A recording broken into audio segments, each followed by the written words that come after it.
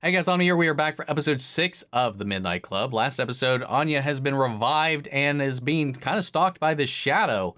And we're wondering if that is death itself, something else going on. More mysteries about the former Midnight Club is uncovered throughout the episode as well. And we get Amesh telling his own story with Raul Coley guest starring in it as well, which is a really fun little thing.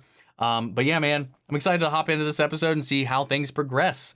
With that said, if you want to see the full-length reaction to this, you can check it out over on Patreon, or if you become a member of the channel, it gives you access as well. It is in watch-along format. You just see your own footage with a time code, so my reaction to the entire episode. You also get the same thing for all the other shows we cover here on the channel. You get to suggest and vote on what movies we react to each month. We got monthly Q&As, behind-the-scenes footage to try to make it worth your while, since you are going to waste support the channel. But of course, I know nobody can do that. And a simple way you can help us out is just by liking, commenting, subscribing, and sharing these videos, because it really does go a long way with helping the channel grow here on YouTube. If you're new, if you're tuning in for the first time, or maybe even a long-time lurker, we're almost at 40K. So if you enjoy this reaction, maybe this will be the time you hit that button and subscribe. I'd really appreciate it.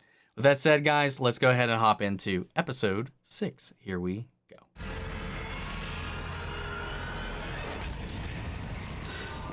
Are we carrying on his story? Or are we just starting off in the club?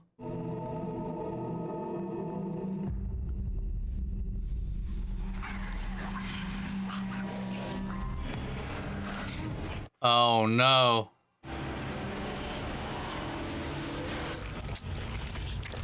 Oh shit. Oh, we did. He didn't want to. Especially not her, not Harmony. She was a sweet girl, but the night before, he got his orders. His orders?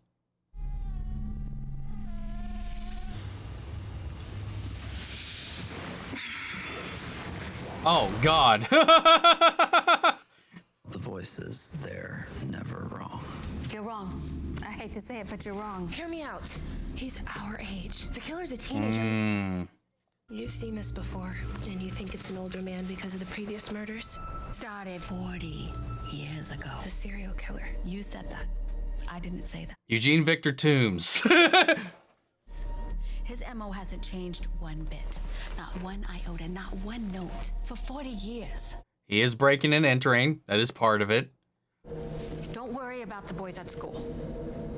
But do call me if you happen to spot an older man hanging around the parking lot. Okay, so it's probably the voice is using different hosts, and he's just the current host. Dusty, right? Hey, yeah, that's right. Your girlfriend, Sheila, she said you're a tech guy, internet savvy. Oh no. Are you asking if I've noticed police accounts on Einstein? Are you guys undercover in the chats? Because if you are, that's wild. I mean, ingenious, really. Are you? Oh. I want to know what kind of names people use, people your age. Let's just say I want to look like someone your age. That's what I'm getting at. Dusty S, 1980. Do you have any other account? It always changed depending on what I was into at the time. Dragon Ball themed, Zoids themed, Halo themed, X-Files themed. I had all kinds of shit, man. Always went through phases for a long time. Really like looking at you.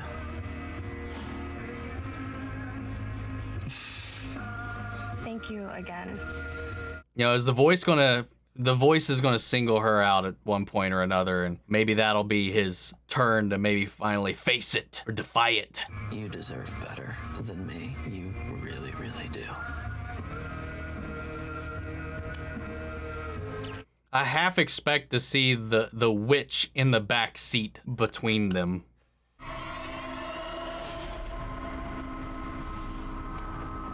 That works too. Yeah, he's gonna get the call to take her out.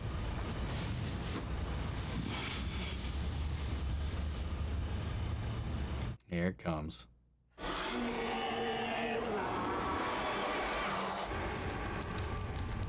And if you want to hear exciting conclusion, you're gonna have to stay alive a little while longer. You're making me feel bad for a guy who killed a classroom full of people. Yeah. Only if you're up for it, Anya. Well, if you've got a story, hell yeah, I'm up for it.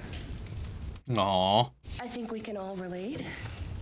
It's called Witch. Oh, I can relate. Wait, did you say witch or bitch? Imani and her mom, they were healers. Today's about their second gift. Something all the women in Imani's family could do. Something her mother called scrying. I'm never gonna get it. You'll get it. Maybe scrying's just not my thing. Just because you can do it, maybe it skipped me or something. Scry me a river. You're close. Do it. I'll help this time. Got this. I believe in you. Oh, there it is.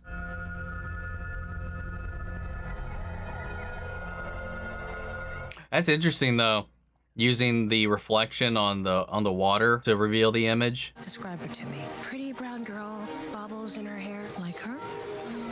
Yeah. Hey, little girl, watch out! She changed the future. That's what scrying is. It's seeing the Kinda. future. Feels pretty good. Not exactly, but something like that. You pull a rubber band, and you can stretch it out, but sooner or later it's gonna want to snap back the way it was. The universe is stubborn, kind of like you. Can't avoid what was meant to be. But you pull it too far, and that snapback can hurt. Hurt you. You hear me? That's interesting. Picked her up on High Street at 35th Ave 8 minutes ago. 10, maybe. Love you, Jamie. There's cash on the fridge for pizza. Oh, pizza sounds good right now. You did everything you could. Yeah. Give me the room, please. She gonna break her own rules?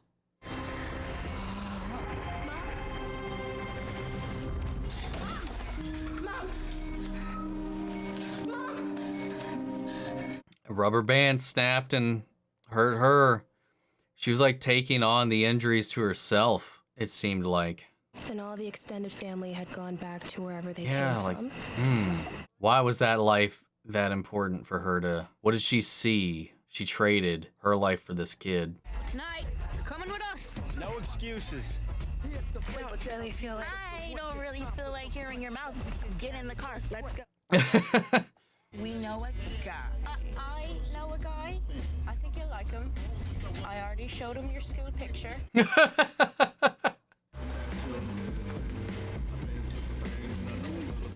It's the kid from the Vision. Hey, I'm Ben. You know, right now, he looks so much like John Connor from T2 to me. Not exactly, but just the overall aesthetic. Apparently Ben means son. So I guess my parents weren't very creative. Name and an excuse all in one. I see you, Dad. Well, if it fits, you horn dog. No, I don't know. I feel like I know you from somewhere.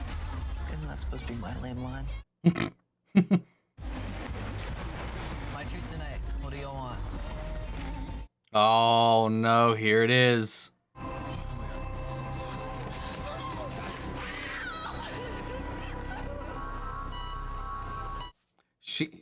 She survived, at least for now. Her friend Scotty's fighting for her life on a hospital bed across town, so she can hold hands with this cute boy who should have been dead a week ago. That didn't stop her from going on a date with him, though. The universe is gonna keep trying to kill his ass. Pump doesn't take cards. I gotta pay cash. Hang on. I got it. She's gonna walk inside. This is just gonna explode. You gotta buy the movie tickets, though.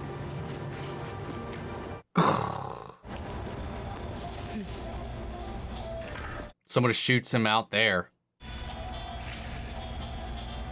5 on 4, What? please. Oh, somebody behind the register with a gun. Another person robbing another place. Yeah, 5 on 4. All set.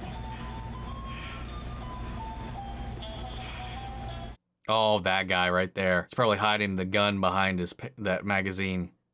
And then she felt it. Rubber band snapping back right at her. Oh!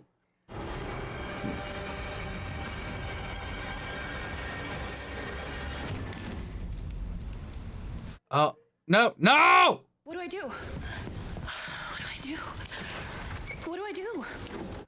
Oh, she brought her back.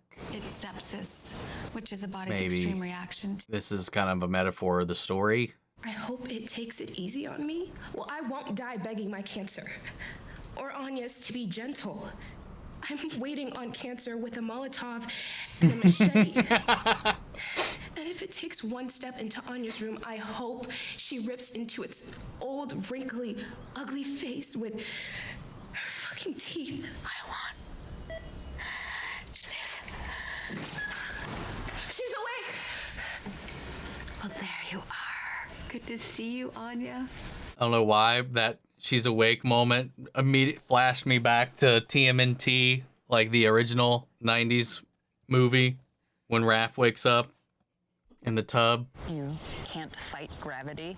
Fine advice. So you're out here. Why? Fighting gravity. There is a lot in here and a lot out here. You gather that water. You're gonna need a little less than a gallon. And we should talk about the 5 sisters. I assume you've done your reading. How many women are there?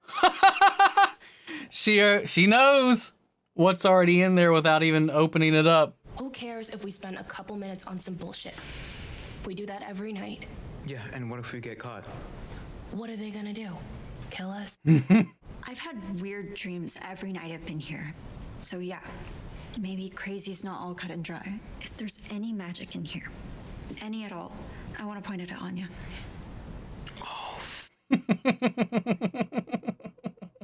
I'm in too.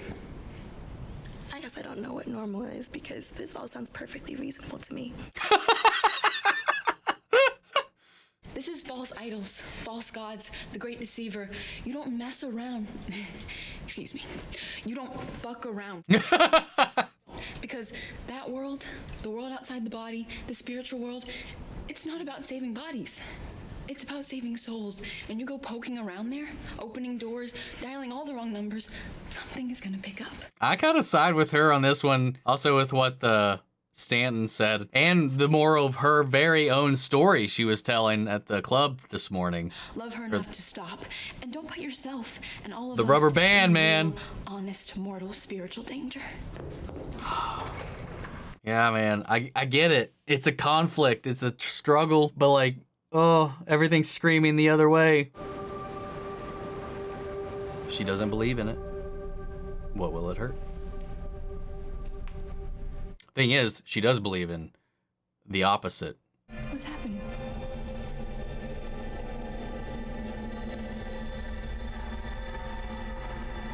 Someone cast silence on her. Is she having a dream? Yo!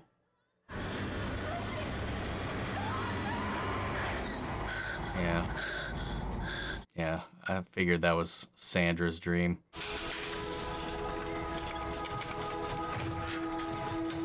I mean, this is only episode 6, man, so, like, I don't know. Something's gotta go wrong, or this has some substantial consequences.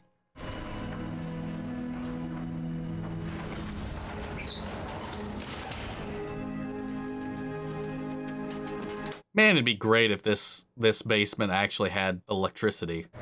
I think I finally know how. And we're gonna save you. The hell?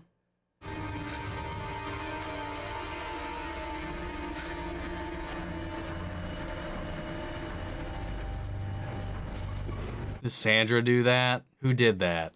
Who did that? All quiet upstairs. Not a peep.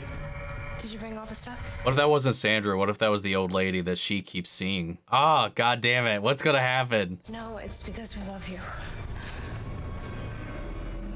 She's tampering with power she doesn't understand. If that's a night nurse and they don't send it back down.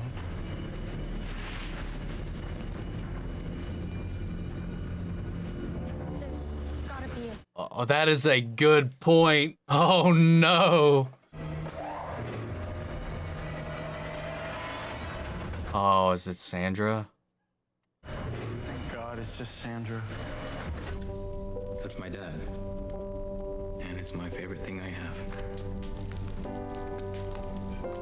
Because I'm not putting the PlayStation in here, no matter what. The blood of 5 sisters and 3 brothers for our sister, Anya. But can we trust this mystery sister? First of physicians, swiftest of healers, trusted mender of broken men. Through you to the late. Oh no.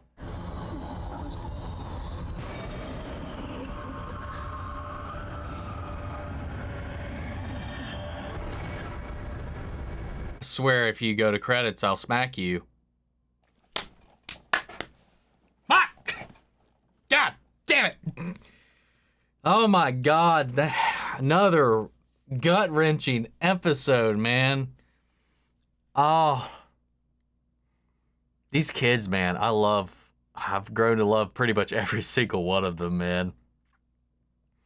The way they peel back their layers and their companionship, their camaraderie through this whole thing. Even though even their own tales, even Ilonka's own story is a cautionary warning to what they are about to do from their group meeting with Stanton to all these other things. You know, even Sandra's faith itself, like everything is like, I don't know we should be doing this, or there will be consequences to doing this, or whatever. You know, cheating death, cheating the natural order, whatever. Like everything is I just think it's funny because from Ilonka's own story, it's warning this very same thing. How's that going to backfire? Did they summon this shadow to take Anya by not understanding this ritual? Because I forget her name. Shasta didn't explain.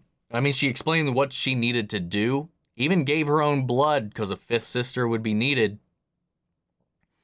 So she knows what this is going to do, what this outcome is. So I feel like that's gotta at least, I don't know, man. I think that's more ammo for me to think that she's actually Jane. Julia Jane. In the grand scheme of things. But like, I guess we'll just have to wait and find out. But like, it's just interesting to me. What if she just absorbs the life, the longevity of those that perform it? There's got to be a reason, unless everybody else did this to spare her but died themselves. I don't know. There's got to be a catch. I don't know. I like the stories though. I like that we got a little bit more to Kevin's tale that he told before with the whole what his serial killer's up to, what he's been doing, but we're getting more of that one. So I'm wondering if like we'll get part 2s or continuations of some of the other stories, or if there's something about Kevin we don't know yet. I don't know, man.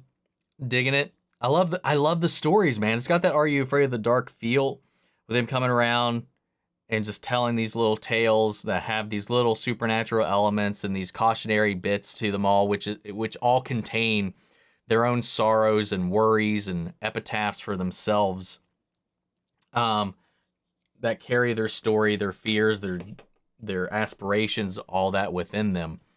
And I love it. I really do.